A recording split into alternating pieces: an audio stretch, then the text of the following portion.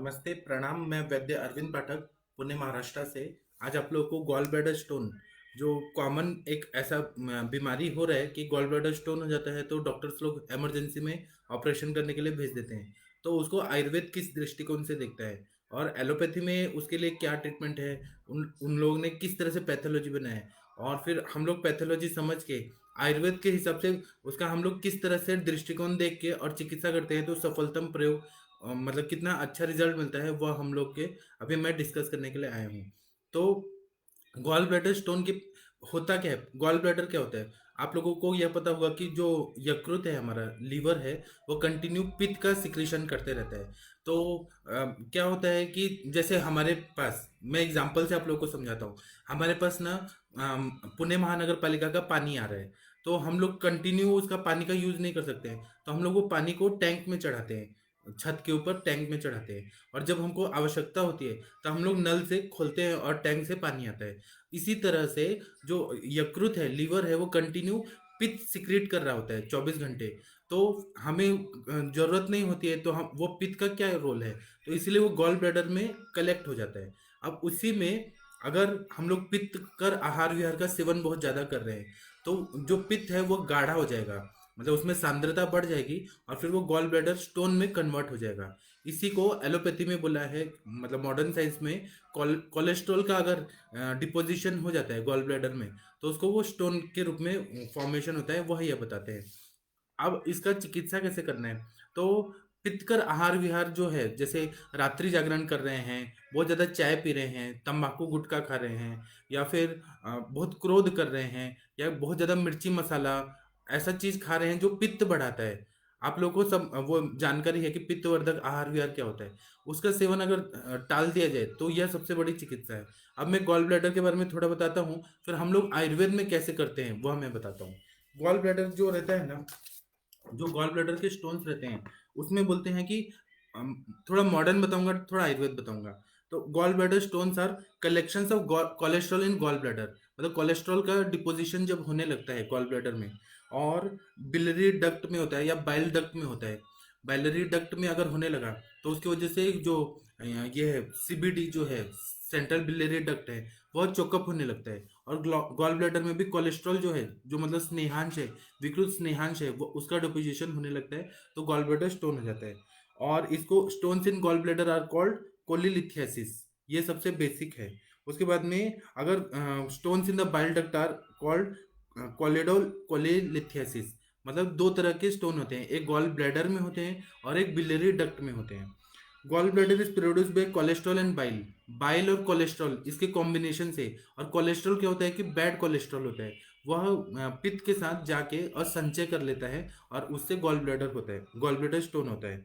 तो मतलब आयुर्वेद के हिसाब से हम देखेंगे तो यहाँ पर विकृत कफ और पित्त, इसके वजह से वहां पे अवरोधात्मक संप्राप्ति हो जाती है। जो पित्त व स्त्रोतस है, मतलब पित्त जहां से निकलता है वहां पर अवरोधात्मक संप्राप्ति हो जाती है, उसके वजह से गॉल ब्लैडर स्टोन हो जाता है। और स्नेह गुण जो है कफ का वो बढ़ जाता है, और पित्त का जो है सस्नेह गुण वह भी बढ़ जाता है। मतलब कफ और पित्त इसके एक्युमुलेशन होने की वजह से गॉल ब्लैडर का स्टोन हो जाता है। मेडिसिन जो है उसमें हमें चिकित्सा कैसे करनी है? मॉडर्न में तो क्या करते हैं कि वो लोग डायरेक्ट सर्जरी कर देते हैं, गॉल ब्लैडर का मतलब जो रहता है वो ऑपरेट करके निकाल देते हैं। उनके पास कोई इलाज नहीं है उसका परमानेंट। आयुर्वेद में क्या है कि हम लोग स्नेहर चिकित्सा देते हैं, मतलब स्नेह को नष्ट करने वाली चिकित्सा देंगे, रुक्षण चिकित्सा देंगे, दीपन देंगे, और गुलमग्न चिकित्सा भी देंगे, मतलब जो गुल्म की संप्राप्ति में भंग करने के लिए चिकित्सा है वह देंगे। तो क्या क्या मेडिसिन रहता है वो मैं आगे बता रहा हूँ। यह जो है गॉल ब्लैडर स्टोन जो रहता है ना, वो ज्यादातर स्त्रियों में ज्यादा पाया जाता है, क्योंकि और इसके लिए फोर का रूल है। फैटी, फैटी मतलब जिनको ओबेसिटी बहुत ज्यादा हो गई, जो लोग मोटे हैं उनको ज्यादा होता है। फिर 40+, मतलब 40 के आसपास जो रहेंगे उनको ज्यादा होता है। जो फर्टाइल लोग रहेंगे, मतलब जिनमें प्रेगनेंसी वगैरह कंसीव हो चुका है उनको ही होता है ये, इनफर्टाइल लोगों को नहीं होगा। और जो फीमेल्स होती है उनको होता है। तो फैटी, 40, फर्टाइल और फीमेल्स, इनको ये ज्यादा होता है। ऐसा नहीं कि पुरुषों में नहीं होगा, पुरुषों में होगा, लेकिन इन्होंने ऐसा बताया कि उनमें ज्यादा होता है। उसके बाद में it is produced because of fat in the diet. Diet में अगर फैट्स बहुत ज़्यादा है, मतलब जो डालडा है, वनस्पति घी है, वह ज़्यादा खाया जा रहा है, या कुछ तेल ऐसे खाए जा रहे हैं जो रिफाइंड नहीं किए गए हैं, जो शरीर के लिए असाध्य में है, और वह लीवर उसको ठीक तरह से पचा नहीं पाता है, तो इसकी वजह से गॉल ब्लैडर स्टोन हो जाता है। ओबेसिटी जो रहता है, मतलब मेदोवृद्धि जो रहती है, वह एक मेन कारण होता है, क्योंकि जो पित्त रहता है वह उसमें जो स्नेहांश होता है वो बहुत ज़्यादा बढ़ जाता है, तो उसकी वजह से होता है। दूसरा है कि कभी कभी ना सडन वेट लॉस होता है, मतलब अचानक ही कृशता आ गई कोई बीमारी की वजह से या किसी न किसी वजह से, तो उसकी वजह से भी हो सकता है। और 35 ईयर्स के आसपास स्त्रियों को ये बहुत ज़्यादा होता है, और उनको पहले कभी पेन नहीं हुआ रहता है, लेकिन अचानक जब पेन होता है तो सडन बहुत ज़्यादा पेन होने लगता है। अब जो कोलेस्ट्रॉल है वह इनसॉल्युबल होता है बाइल में। यह पहला चीज है कि इनसॉल्युबल होता है बाइल में, और फिर वो डिपॉजिट होने लगता है गॉल ब्लैडर में और पित्त के साथ। आयुर्वेद में हम उसको कफ कफ संचिति ऐसा बोल सकते हैं। फिर यह जो रहता है बाइल जो रहता है ना, बहुत ज्यादा इनसॉल्युबल जो कोलेस्ट्रॉल है जो बाइल में डिजोल्व नहीं हो पा रहा है और लीवर उसको पचा भी नहीं पा रही है, वह सारा डिपॉजिट होने लगता है। और कभी कभी रेयरली क्या होता है कि कैल्शियम और बिलिरुबिन के वजह से भी गॉल ब्लैडर स्टोन होते हैं, मतलब उसमें कैल्शियम होता है और बिलिरुबिन रहता है, उसका डिपोजिशन होने लगता है। उसकी वजह से क्या होता है कि अब जब गॉल ब्लैडर स्टोन हो गया या बिलियरी डक्ट में अगर ये स्टोन फॉर्मेशन हो गया, तो उसकी वजह से ऑब्स्ट्रक्टिव जॉन्डिस, मतलब आयुर्वेद में जो रुद्रपथ कामला है उसकी संप्राप्ति वहां पे घटित होने लगती है। तो जो मल प्रवृत्ति है वो कैसा होगा, तो तिल पिष्ट निभम, मतलब उसमें कलर नहीं आएगा, और तिल जो सफेद तिल होता है उसके तरह सफेद रंग का मल प्रवृत्ति होने लगती है। और पूरे शरीर में जो पीलिया जॉन्डिस के सिम्टम है, जैसे आंख, नख, नयन, वदन, मूत्र, पुरुष, आंखों में पूरा पीलापन आ जाएगा। उतना नहीं आएगा जितना नॉर्मल बहुपित्त कामला में होता है, लेकिन थोड़ा पीलापन आएगा, नाखून में आएगा, मूत्र में आएगा। केवल पुरुष में नहीं आएगा, मतलब स्टूल में नहीं आएगा पीलापन, बाकी सब जगह आने लगता है। और गॉल ब्लैडर स्टोन जो रहते हैं ना, वो कभी कभी क्या करते हैं कि गॉल ब्लैडर को छोड़ के और बिलियरी डक्ट में जाके ऑब्स्ट्रक्शन करने लगते हैं, अगर छोटे छोटे पार्टिकल्स में रहेगा तो।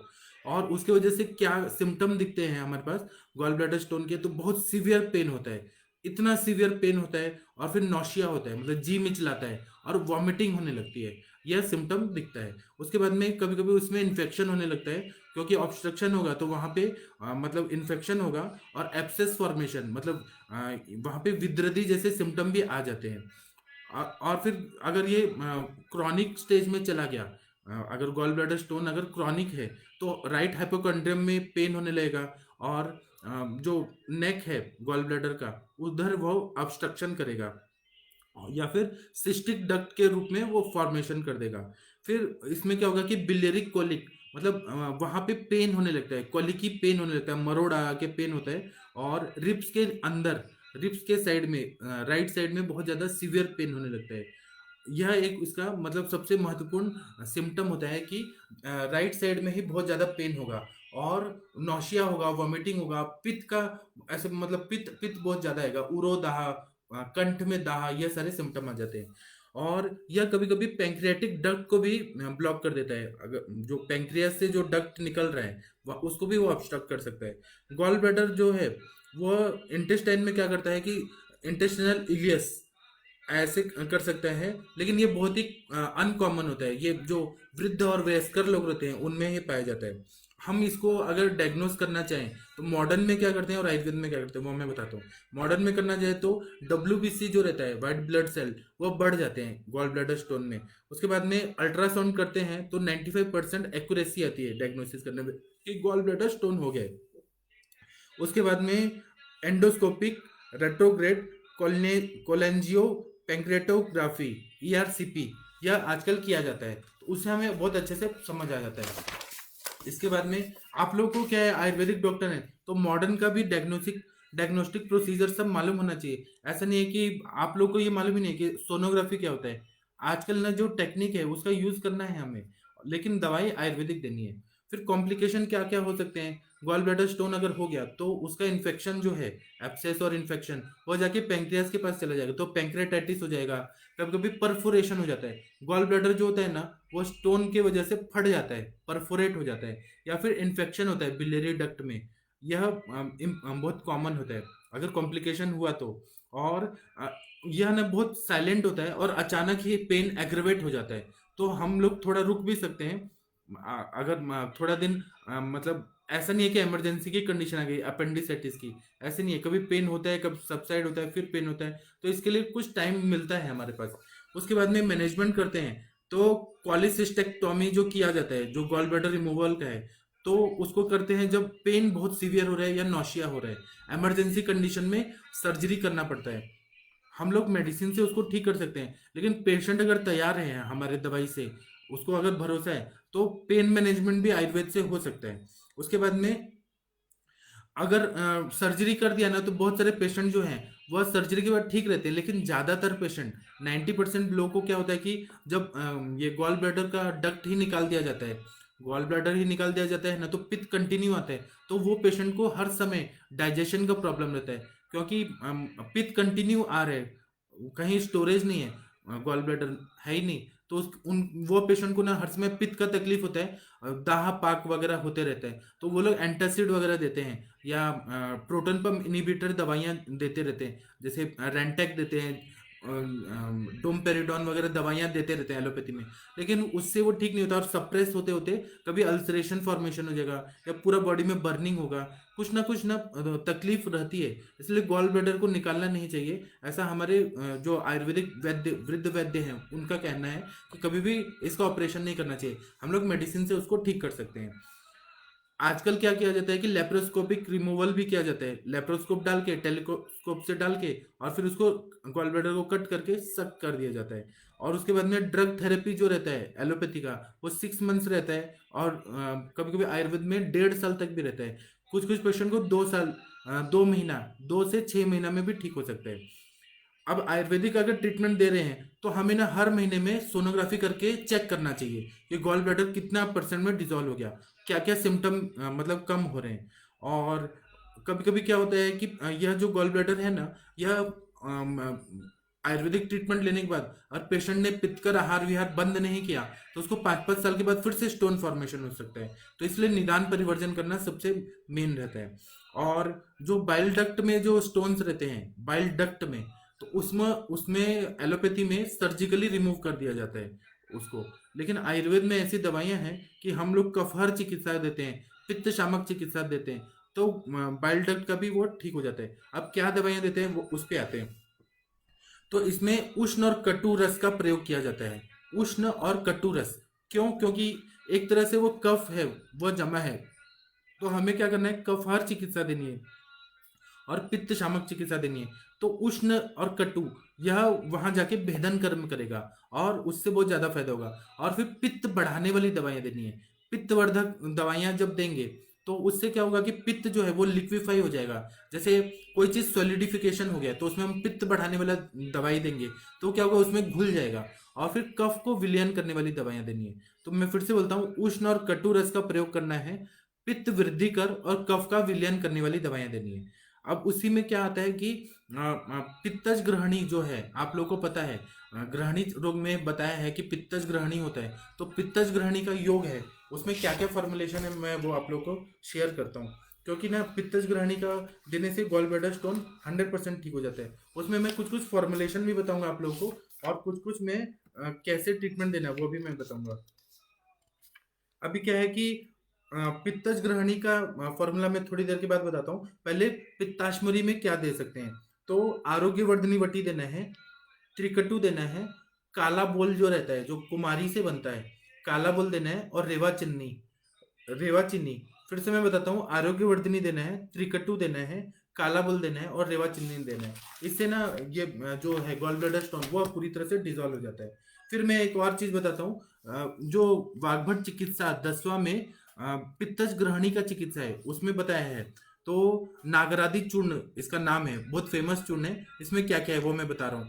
तो बिल्व है, दारू हरिद्रा है, मुस्ता है, इंद्रियव है, इंद्रियव के बाद वत्सक है, फिर अतिविषा है, धातकी है, कुटकी है, विश्वा मतलब शुंठी है, पाठा है। इसको मध के साथ या चावल का जो तंडुलोदक होता है, चावल फुला के जो पानी मिलता है उसके साथ लेना है। मैं फिर से बताता हूँ, बिल्व लेना है, दारू हरिद्रा, मुस्ता, इंद्रियव, वत्सक, वत्सक मतलब कुटज, अतिविषा, धातकी, कुटज, विश्व, पाठा, इसको मध के साथ लेना है या तंडुलोदक के साथ लेना है। तो ये क्या क्या करता है, तो पित्तज ग्रहणी को भी ठीक करता है, प्रवाहिका को ठीक करता है, फिर पित्तज अर्श को ठीक करता है, गुदशूल को ठीक करता है, फिर पित्तावृत वात जो रहता है, पित्तावृत वात उसको ठीक करता है, फिर रक्तस्राव जब हो रहा है उसको भी ये कम करता है। यह पित्तज ग्रहणी का योग है वो वाग्भट संहिता में बताया है। और उसके साथ में हम लोग चरक संहिता में जो बताया है ग्रहणी, पित्तज ग्रहणी में, तो भूनिम्बादि चूर्ण, किरातिक्तादि चूर्ण, कट्टू पटोलादि कषाय, यह सब देने से बहुत फायदा होता है। उसके साथ में मैं और भी योग बताता हूँ। तो कषाय में हम लोग क्या दे सकते हैं, तो त्रायंतादि कषाय जो रहता है 60 ml सुबह, 60 ml शाम को, खाना खाने के पहले देना है। त्रायंतादि कषाय मार्केट में मिलता है। फिर है वर्णादि कषायम, 60 ml सुबह, 60 ml शाम को, खाने के पहले देना है। फिर चूर्ण में अपामार्गम चूर्णम, अपामार्गम चूर्णम जो है ना वो भेदनीय है वहां पे, तो उसको ना डिजोल्व करता है। अपामार्ग का क्षार का भी यूज कर सकते हैं। अपामार्ग क्षार जो होता है ना, वह क्षार जो रहता है वह क्या करता है कि पहले क्लेद उत्पन्न करता है और उसके बाद में सारा चीज एब्जॉर्ब करके सुखा देता है। जैसे हम लोग साबुन का यूज करते हैं, तो साबुन कैसे झाग लाता है बहुत ज्यादा, और उसके बाद में सारा कचरा को निकाल के और फिर धो देता है, स्वच्छ कर देता है। उसी तरह से अपामार्ग क्षार का यूज करना है या अपामार्ग चूर्ण का यूज करना है। 5 ग्राम सुबह शाम देना है कुलत कषाय के साथ में। कुल्थी जो होता है ना, वो पित्ताश्मरी में बहुत बेस्ट दवाई है। आप लोग कुल्थी का यूज करिए, कुल्थी का काढ़ा बनाइए और या यूश बनाइए। कुल्थी खाना नहीं तो बहुत ज्यादा ओरल अल्सर होगा, मतलब मुंह में छाले आएंगे। कुल्थी का काढ़ा या कुल्थी का जो दाल का पानी है बहुत बेस्ट दवाई है। फिर त्रिकटु चूर्ण देना है, उसको लस्सी के साथ देना है, 1-1 टीस्पून सुबह शाम देना है। वह बहुत ज्यादा गॉल ब्लैडर स्टोन में काम करता है। फिर त्रिकटु का भावना देके जो त्रिकटु चूर्ण है, मतलब त्रिकटु का काढ़ा से जो उसको सूक्ष्म कर दिया है, उसका यूज करेंगे सुबह शाम तक्र के साथ, मतलब छाछ के साथ, लस्सी के साथ, तो बहुत ज्यादा फायदा करता है। फिर कैदर्यादि चूर्णम है, वह 1 चम्मच सुबह, 1 चम्मच शाम को, सुबह शाम तक्र के साथ देना है, उससे बहुत ज्यादा फायदा होता है। उसके बाद में गुटिका जो है दवाइयाँ, टैबलेट्स, उसमें क्या क्या है, तो त्रिकटु टैबलेट रहता है, 2-2 गोली दिन में 3 बार एक्यूट फेज में देना है। यहाँ पे त्रिकटु क्यों दिया है, क्योंकि वह उष्ण भी है, कटु रस भी है, कफ का विलयन भी करती है, पित्त का वृद्धि भी करती है। तो यहाँ पर बेसिक प्रिंसिपल क्या है, उष्ण कटु रस का प्रयोग करना है, पित्त का वर्धन करना है और कफ का विलयन, तो यह सारा चीज त्रिकटु टैबलेट में मिल जाता है। उसके बाद में चंद्रोदय जो गोली रहता है, शांत चंद्रोदय गोली, यह मार्केट में मिलता है, सिद्धा मेडिसिन में आता है, तो वह यूज करेंगे 1 टैबलेट सुबह शाम, तो वह फायदा होगा। आयुर्वेद का नहीं है, ये सिद्धा मेडिसिन का है। फिर उसके बाद षटधरण चूर्ण है, वह 2-2 गोली सुबह शाम देना है, उससे फायदा होता है। फिर लेहम में क्या क्या दे सकते हैं, तो द्राक्षादि लेहम दे सकते हैं, 10 ग्राम सुबह, 10 ग्राम शाम को। फिर चिंचादि लेहम आता है जो इमली से बनता है, चिंचादि लेहम 10 ग्राम सुबह, 10 ग्राम शाम को। फिर बहुत सारे दवाइयां बता रहा हूँ, उसमें से आप लोग कोई भी चूज करिए। फिर उसके बाद में है शरपुंखा बिलवादी लेहम, शरपुंखा बिलवादी लेहम 10 ग्राम सुबह, 10 ग्राम शाम को। फिर अदृष्ट रसायनम, इसका भी यूज करेंगे, तो एक सुबह एक शाम, टीस्पून, 1 टीस्पून सुबह, 1 टीस्पून शाम को, इससे फायदा होता है।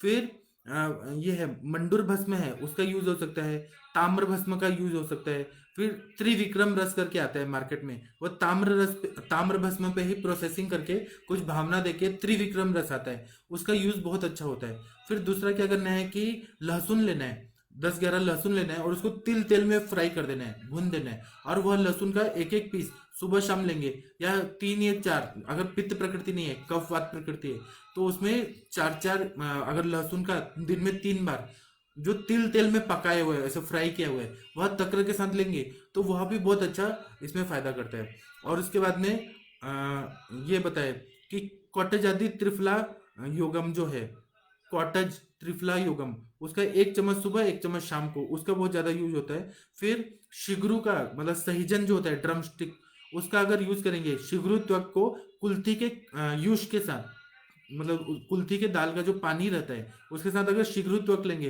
तो गॉल ब्लैडर स्टोन में बहुत ज्यादा फायदा करता है। फिर कभी कभी वर्धमान पिपली रसायन भी है, उससे भी बहुत अच्छा फायदा होता है गॉल ब्लैडर स्टोन में। उसके बाद में खाने में पथ्या पत्ते क्या देना है कि जो तेल मिर्ची मसाला और घी, भैंस का घी, डालडा, वनस्पति घी, यह सब उससे दूर करना है, वह बिल्कुल भी नहीं देना है। अगर गुल्म जैसे सिम्टम है तो गुलमहर चिकित्सा देने हैं, जैसे हिंगू वचादी चूर्णम, वरुणादि कषायम, वह देने से बहुत ज्यादा फायदा होता है। वहां पे मतलब उसका ही चिकित्सा करना है, गुल्म की साइड बाय साइड चिकित्सा करना है। और भी बहुत सारी दवाइयां हैं, जैसे पित्तज ग्रहणी का योग है। फिर उसके बाद में पित्त को शमन करने वाले सुचेखर रस है। सुचेखर रस अगर दो दो गोली दिन में 3 बार दें गुलकंद के साथ, तो बहुत ज्यादा फायदा करता है। फिर आरोग्यवर्धिनी वटी है, उसको अगर हमने कटुकादि कषाय के साथ दिया तो बहुत ज्यादा फायदा करता है। लेखन करने वाला ताम्र भस्म अगर दिया, लेकिन ताम्र भस्म का यह है कि ज्यादा मात्रा में दिया तो उत्क्लेश आता है या वॉमिटिंग आता है। तो उसमें ना थोड़ा सा मात्रा में ही अगर हमने ताम्र भस्म दिया 125 mgm, अगर उसको दिया तो बहुत ज्यादा फायदा करता है। त्रिविक्रम रस का बहुत ज्यादा फायदा करता है। फिर उसके बाद में पित्तज ग्रहणी का जो फॉर्मूला है उससे बहुत ज्यादा फायदा होता है। इस तरह से अगर हम लोग करेंगे ना तो, और फिर विरेचन चिकित्सा भी इसमें बहुत कार्यकारी रहती है कि वो पूरा पित्त को निकाल देती है। मतलब अगर हमने त्रिवित लेहम दिया या फिर हमने मनुका दिया, काला किशमिश भिगो के दिया, उससे फायदा हो जाता है। स्नेह विरेचन देना है तो एरंड तिल का देना है। वो पेशेंट का कोष्ठ देखना है, पेशेंट का प्रकृति देखना है, पेशेंट का बल देखना है, व्याधि बल देखना है, उसके हिसाब से हम देंगे ना तो बहुत ज्यादा फायदा करता है। किसी को कुछ क्वेश्चन पूछना है तो पूछ सकते हैं। गॉल ब्लैडर स्टोन ना आप लोग कर सकते हैं, मुझे तो पता है कि काला बुल, डॉक्टर प्रकाश सिंह जी पूछ रहे हैं काला बुल क्या होता है। तो काला बुल जो कुमारी का जो अंदर का जो ये रहता है, गर रहता है ना, मतलब जो अंदर का जो गुदा भाग रहता है उसको ना हम सुखा देते हैं। छिलका के अंदर जो रहता है एलोवेरा जेल जो बोलते हैं, उसको सुखा देते हैं धूप में, तो वो ब्लैक कलर का हो जाता है, उसको बोलते हैं काला बुल। तो यह प्रद्रांतक लौह में भी डाला जाता है, बोलबद्ध वटी में भी डाला जाता है, और उसके बाद में इसमें भी डाला जाता है। मतलब गॉल ब्लैडर स्टोन के लिए, क्योंकि कुमारी जो होता है वो भेदन कार्य करती है, तो वह स्तंभन भी कार्य करती है। प्रदर में देंगे योगों के साथ तो वहाँ प्रदर रोग में भी देते हैं, और यहाँ पे काला बोल अगर ये दवाइयों के साथ देंगे तो वहाँ पे वो संप्राप्ति को भंग करने में आसानी होती है। फिर उसके बाद में आरोग्यवर्धनी देता है इनका सर। अजय पाटिल जी पूछ रहे हैं कि आरोग्यवर्धनी दे सकते हैं क्या। जी 100% दे सकते हैं। आरोग्यवर्धनी का यूज क्या रहेगा कि सार्किट विभाजन अच्छा करेगा। फिर उसके बाद में आरोग्यवर्धनी अगर दूध के साथ दिया जाए तो फिर आरोग्यवर्धनी क्या करेगा कि यकृत को ताकत देगा, और वहां पे पित्त का रेचन करने में, और यह जो संप्राप्ति है, संप्राप्ति हुई है कफज और पित्तज, कफ संचय हो गया, पित्त का भी वहां पे प्रकोप हो गया, उसको वो भंग करने में इजी जाएगा। और ऊपर से क्या होता है, सुजिता गुहा जी का क्वेश्चन है कि largest stone can be reduce. 100% reduce कर सकता है। मैंने 25 mm का गॉल ब्लैडर स्टोन को डिजोल्व कर दिया है अपने सर के दवाइयों से, बहुत अच्छा फायदा हो सकता है। मंजू भाटिया जी का क्वेश्चन है कि हेयर फॉल के लिए कौन से अनुवासन बस्ती दें, और लेह कौन सा। हेयर फॉल के लिए आप ये आता है नीली भृंग्यादि तेल आता है या महाभिंगराज तेल आता है, उसका अनुवासन बस्ती दीजिए। और लेहम देखेंगे तो नारसिंह रसायन जो है, नारसिंह रसायन का बालों के लिए बहुत अच्छा रिजल्ट आता है। या फिर आप ब्राह्म रसायन दीजिए, ऐन्द्र रसायन दीजिए, आमलकी रसायन दीजिए, तो उससे फायदा होता है बहुत ज्यादा। त्रिविध लेहम को रूटीन में दे सकते हैं क्या। जी यादवेंद्र जी, आप 100% दे सकते हैं, नित्य विरेचन के लिए दे सकते हैं, उसकी आदत नहीं पड़ती है। लेकिन यह भी देखना है कि पेशेंट को कितना दिन तक देना है। मतलब पेशेंट को हैबिट नहीं होना चाहिए कि त्रिविध लेहम के बिना पेट साफ ही नहीं हो रहा। हम लोग क्या करते हैं कि कोई जैसे रास्ते में चलते चलते गिर गया और वो हाथ मांग रहा है, तो हम उसको थोड़ा सपोर्ट करेंगे, चलाएंगे, उसके बाद छोड़ देंगे कि आप चलिए। उसी तरह से चिकित्सा होनी चाहिए। ये नहीं है कि मेडिसिन का डिपेंडेंसी हो जाए जिंदगी भर। वो एक कहानी सुनाता हूँ मैं। एक बार क्या हुआ कि एक डॉक्टर साहब थे, असली कहानी मैं सुनाता हूँ। एक डॉक्टर साहब थे, वो बहुत, उनका प्रैक्टिस बहुत अच्छा था, बहुत मतलब बहुत अच्छा चलता था। तो उन्होंने क्या किया कि उनके 4 बेटे थे, चारों बेटों को उन्होंने एमबीबीएस एमडी कराया। और फिर वो करते करते करते करते 70 साल के हो गए। तो एक बार उन्होंने क्या किया कि वो चले गए हिमालय पे, मतलब जो चारों धाम है वो चले गए, और उन्होंने अपने बड़े बेटे को दे दिया प्रैक्टिस कि आप थोड़ा दिन संभालो, मैं जाके आता हूँ। तो एक ना ओल्ड लेडी आती थी जो बहुत ही रिच थी, मतलब राजघराने से थी। तो वह ना बहुत ज्यादा पैसा देती थी, और उसने ये बताया कि आपके पिताजी के पास हम 40 साल से इलाज करा रहे हैं। जब आपके पिताजी 30 साल के थे, जब एमबीबीएस एमडी करके डॉक्टर बने थे, आज 70 साल के हैं, हम तब से इलाज करा रहे हैं। तो वो देखता है केस पेपर, और वो कुछ दवाइयाँ देता है, और वो ठीक हो जाती है पेशेंट। तो जब पेशेंट ठीक हो जाती है तो उसके पिताजी आते हैं चारों धाम करके। तो वो बोलता है कि पिताजी, मैंने उनको ठीक कर दिया। आपकी ये पेशेंट थी, आपके बारे में बोल रही थी कि 40 साल से हम दवाइयाँ खा रहे थे।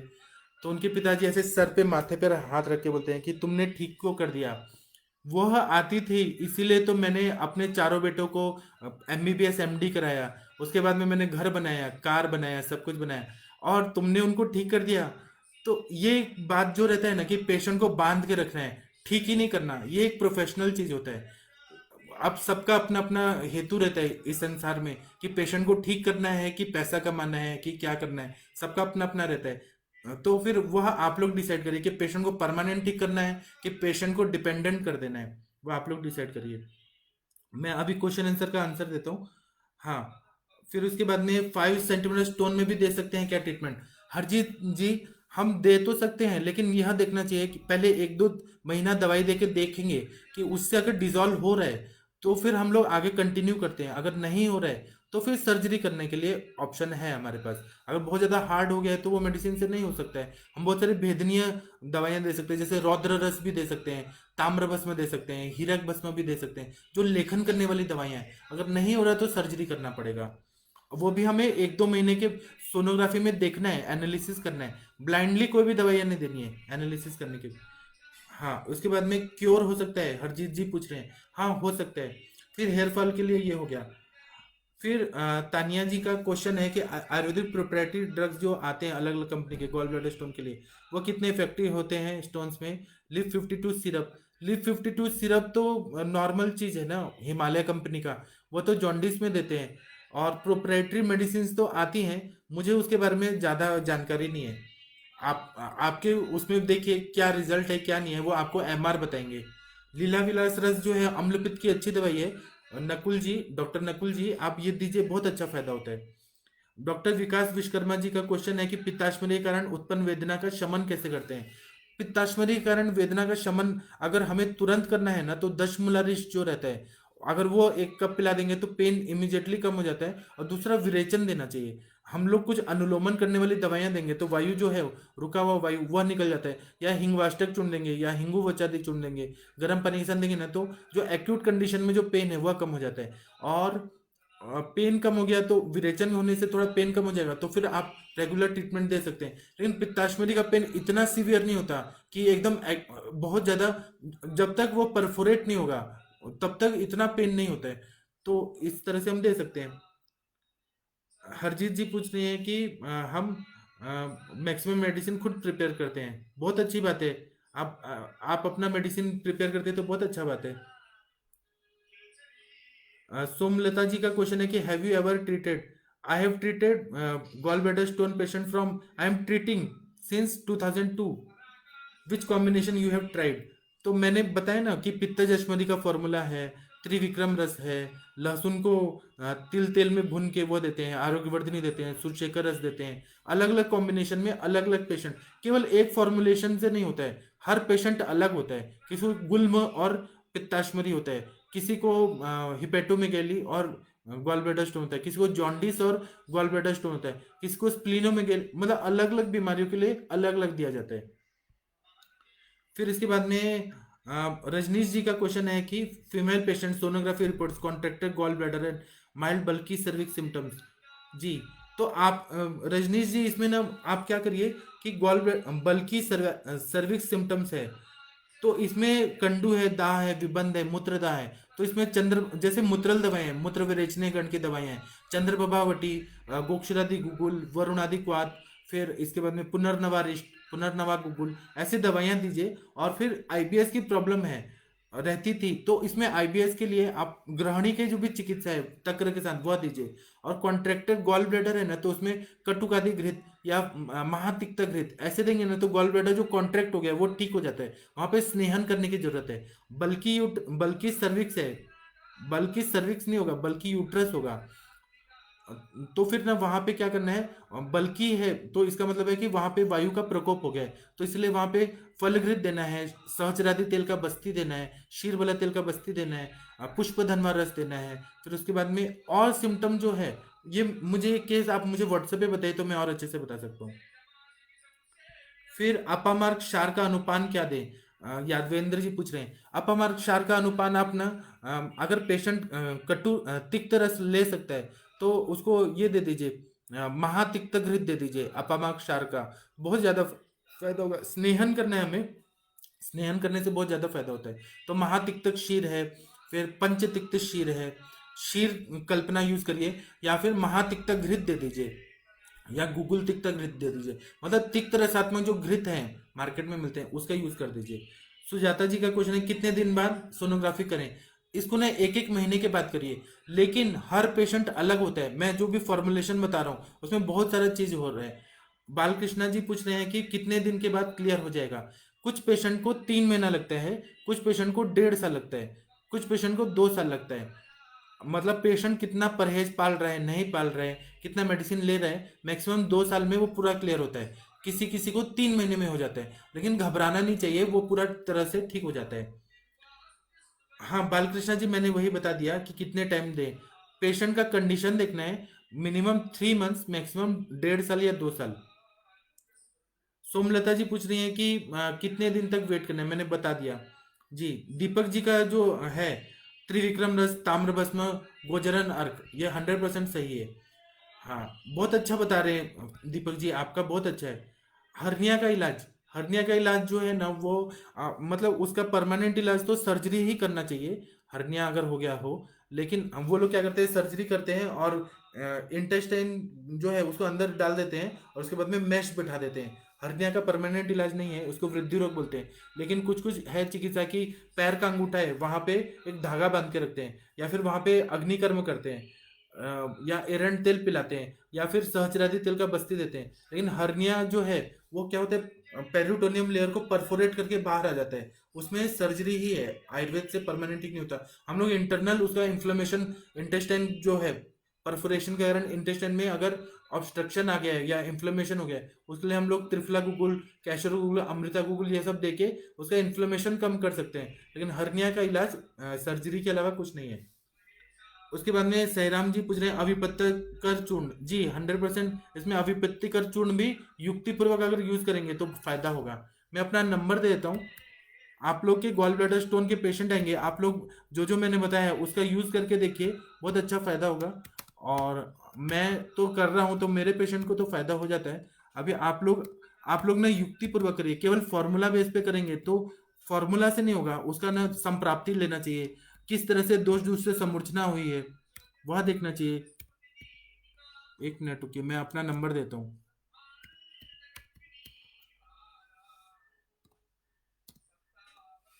औषधि समान काल में देनी चाहिए क्या, भेदन करने वाली जी। दीपक जी आपका जो है समान काल में, खाना खाने के साथ, मतलब 2-3 ग्रास खाना के बाद, और अगर उस टाइम पे दे दिया जाए तो बहुत ज्यादा फायदा होता है। हम लोग आरोग्यवर्धनी वटी, सुचेकर रस ये सब देते हैं। यादवेंद्र जी पूछ रहे हैं कि, हाँ जी मैं फिर से बता देता हूँ, काला बोल वाला जो है ना, पित्ताश्मरी का जो योग है, ये हमारे गुरु जी का है, बहुत अच्छा फायदा होता है। इसमें है आरोग्यवर्धनी वटी, 7 दिन के लिए 14 गोलियां लेनी है आरोग्य वर्धनी वटी, फिर त्रिकट्टू चूर्ण, काला बोल और रेवा चीनी। रेवा चीनी मार्केट में मिलता है, उसका यूज करना है, रेवा चीनी मिलता है। सोमलता जी पूछ का क्वेश्चन है कि पाषाण भेद भी दे सकते हैं। यस दे सकते हैं। मैंने नकुल जी ऊपर देखिए व्हाट्सएप नंबर दिया हुआ है। यादवेंद्र जी मैं फिर से बताता हूँ, आरोग्यवर्धिनी बट्टी, त्रिकट्टू चूर्ण, काला बोल और रेवा चीनी, यह अगर देंगे ना तो इससे पित्ताश्मरी जो है वो पूरी तरह से निकल जाता है। पित्तज ग्रहणी का जो फॉर्मूला है वह दीजिए, त्रिविक्रम रस दीजिए, बहुत अच्छा फायदा होता है। भूमि आम्ल की चूर्ण दे सकते हैं, भूनिम्बादी चूर्ण, किरातिकतादी चूर्ण, कट्टुपटोल आदि कषाय, यह सब दे सकते हैं। मंजू जी पूछ रही है कि नीली भृंगादी तेल कौन सी कंपनी का अच्छा है। नीली भृंगादी तेल तो हर कंपनी अच्छा ही बनाती है, लेकिन सीएनएस चिकित्सालय केरला जो है पालाकड़ का, वह बहुत अच्छा बनाती है, उसका रिजल्ट आता है। गॉल ब्लैडर स्टोन के मरीजों को वमन करवाया या विरेचन, अगर अम्ल पित्त है, ऊर्ध्वक अम्ल पित्त है तो उनको स्नेहन शोधन करके वमन करा दीजिए। अगर वमन नहीं कर सकते हैं तो विरेचन करा दीजिए, दोनों कार्यकारी रहता है। वमन से कोष्ठ शुद्धि हो जाएगा, बहुत अच्छा फायदा होगा। हम लोग को अवस्था देख के फिर डिसाइड करना चाहिए। डॉक्टर सनंदा जी का क्वेश्चन है, डॉक्टर हजरुल भस्म, यहूद भस्म का यूज करते हैं रीनल कैलकुली के लिए, तो यहाँ गॉल ब्लैडर स्टोन में दे सकते हैं जी। क्योंकि ना यह दे सकते हैं, यह भी भेदन कार्य करता है, लेकिन इसका अनुपान हमें ऐसा करना है जैसे महातिक्त घृत या फिर कटुकादि घृत या जो यकृत पे काम करने वाली दवाइयां हैं उसके साथ देंगे ना, तो वो दवाई यकृत पे जाएगा, किडनी पे नहीं जाएगा। हम ये जो हजरुल यहूद भस्म जो आपका है, आपने बताया किडनी मतलब रिनल्स कैलकुली में, वह हम गोक्षरादि गुगुल या गोखरू काढ़ा या पुनर्नवा रिष्ट के साथ देते हैं, तो वह अनुपान के साथ किडनी में जाता है। अगर हमने अनुपान चेंज कर दिया तो उसका जो स्थान है जाने का वह चेंज हो जाएगा, फिर वो यकृत में जाएगा। तो यकृत पे कार्य करने वाली, जैसे ये दे दिया हमने कुटकी काढ़ा के साथ दे दिया, या कुटकी के चूर्ण के साथ अनुपान बना के दीजिए दे दिया, या फिर आरोग्य वर्धिनी के साथ दिया, तो वो वहां काम करेगा, बहुत अच्छा काम करेगा। यादवेंद्र जी जो आप बता रहे हैं ना मात्रा, मात्रा तो मैं ऐसे कैसे बताऊं, पेशेंट टू पेशेंट डिपेंड करता है ना। रजनीश जी पूछ रहे हैं पित्तज ग्रहणी का फॉर्मूला। पित्तज ग्रहणी का मैंने एक फॉर्मूला बताया ना, मैं फिर से बता देता हूँ आपको। वाग्भट चिकित्सा 10, वार्भट चिकित्सा स्थान 10th चैप्टर में 39 और 40 नंबर का श्लोक है, उसको नागरादि चूर्ण भी बोलते हैं। उसमें बिल्व है, दारुहृद्रा है, मुस्ता है, फिर वत्सक है मतलब कुटज है, अतिविषा है, धातकी है, कुटकी है, शुंठी है, पाठा है। इसको हनी के साथ देना है, या फिर चावल के धुवन जो मतलब तंडुलोदक होता है उसके साथ देना है। प्रवाल पंचामृत ठीक है सर पित्तज ग्रहणी में। हाँ, पित्तज ग्रहणी में ठीक है, और पित्त को शमन करने के लिए ठीक है, वो भी गोदुग्ध भावित होना चाहिए। तो सोलापुर की कंपनी है एक, बागेवाडीकर कंपनी है, वह गोदुग्ध भावित करती है। दूध पापेश्वर कंपनी लेंगे या दूसरा कोई कंपनी लेंगे ना, वो लोग अर्क दूध में करते हैं। तो अर्क दूध वाला जो है वो, अगर आप ऐसे चूस के लेंगे ना तो मुंह में छाले करता है। दूध पापेश्वर कंपनी का मतलब उनका जो बनाने का विधि है वो थोड़ा डिफरेंट है। गोदुग्ध भावित जो रहता है वो सोलापुर की कंपनी का, वो सबसे बेस्ट है। तो वह क्या करेगा कि अम्ल पित्त का सिम्टम कम कर देगा, पेन कम कर देगा। मतलब या फिर जो बैद्यनाथ का आता है वो महंगा पड़ता है, 5 रुपए की गोली पड़ती है। तो वह भी जो है मौक्तिक योग जो प्रवाल पंचामृत है वो बहुत अच्छा रहता है, बैद्यनाथ का जो आता है। उसके बाद में निर्मला जी का है क्वेश्चन कि गॉल ब्लैडर स्टोन में पित्त संसरण करने के लिए कुटकी से द्रव वापरेगा। हाँ, आप मराठी में पूछ रहे हैं, मला मराठी है थे, लेकिन मैं यहाँ ऑडियंस है सब लोग हिंदी है। इसमें ना पित्त पित्त का त्रंसन करने के लिए बासा अच्छा है, कुटकी अच्छा है। और उसके बाद में आपने जो कुटकी बोला, कुटकी बहुत अच्छा है, आप दीजिए, बहुत अच्छा फायदा होगा। आरोग्यवर्धिनी में भी नीम और कुटकी की भावना रहती है, कुटकी रहता है, बहुत अच्छा है। ताम्रभस्म अच्छा है, त्रिविक्रम रस अच्छा है, बहुत अच्छा फायदा होता है। और किसी को कोई क्वेश्चन पूछना है तो कृपया पूछ सकते हैं। आप ना अगर कोई डिफिकल्टी आती है तो आप लोग मेरे व्हाट्सएप पे पूछिए, मैं उसको और अच्छे से एक्सप्लेन कर दूंगा। मेरा उद्देश्य ये है कि आपके पेशेंट अगर गॉल ब्लैडर स्टोन के आए तो उनको 100% हमें रिजल्ट देना है। क्योंकि आप लोग को रिजल्ट आएगा तो आयुर्वेद का नाम होगा, आयुर्वेद का तो नाम है लेकिन आयुर्वेदिक डॉक्टर्स का नाम होगा।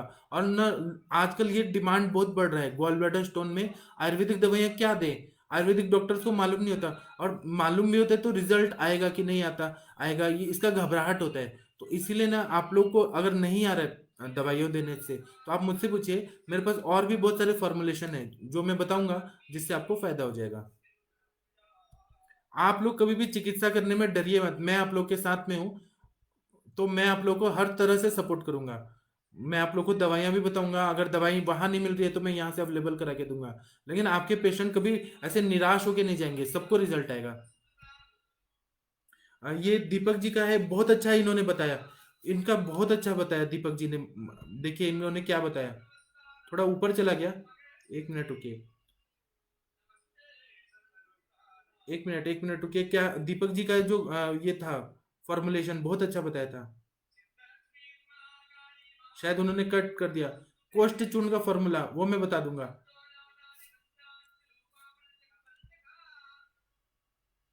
दीपक जी का एक आया था लेकिन वो कट हो गया, उसमें कदली क्षार वगैरह जो बताया था उसका यूज होता है। इन इशू जी का क्वेश्चन है कि if a patient is symptom of tender is hypogastric region, feeling nausea, thirst, fullness in stomach and मुख वायरस से, what should be diagnosis. Hypogastric region में अगर टेंडरनेस है, नोशिया है, थर्स्ट है, तो ये पित्त का सिम्टम दिख रहा है। आप उनको पूछिए कि उनको हाइपर एसिडिटी का भी प्रॉब्लम है क्या। अगर हाइपर एसिडिटी है तो सुचेकर रस, प्रवाल पंचामृत, कामदुधा रस, इसका बहुत अच्छा रिजल्ट आएगा। मुख वायरस है, ये सारे पित्त के सिम्टम दिख रहे हैं, तो पित्त शामक द्रव्य देना है, उससे बहुत फायदा हो जाएगा। सूचीवेद वेदना हो रही है ना, तो उसमें ना ये दे दीजिए ना, सुचेकर रस गुलकंद के साथ दे दीजिए, सुबह शाम, बहुत अच्छा फायदा होगा। दीपक जी ने कुछ तो भेजा था लेकिन हटा दिया, पता नहीं क्यों। दीपक जी शायद उनका फॉर्मूला बताना नहीं चाहते हैं। ठीक है, हम लोग ना ये लेक्चर हो गया है। मैं और भी गॉल ब्लैडर स्टोन के मेरे पास और नोट्स हैं, तो मैं उसको भी अपने आपके सामने शेयर करूंगा। नेक्स्ट लेक्चर में और शेयर करूंगा, लेकिन अभी कल नहीं लूंगा। मैं कल कल परसों कुछ और टॉपिक पढ़ाऊंगा। मैं और भी बहुत सारे फॉर्मुलेशन बताते रहूंगा। ठीक है, तो मैं अभी लेक्चर बंद करता हूँ। हम लोग फिर कल मिलेंगे 3 बजे। अप्लाइड अगर पढ़ना है तो 3 बजे, चरक पढ़ना है तो सुबह मिलेंगे। प्रणाम।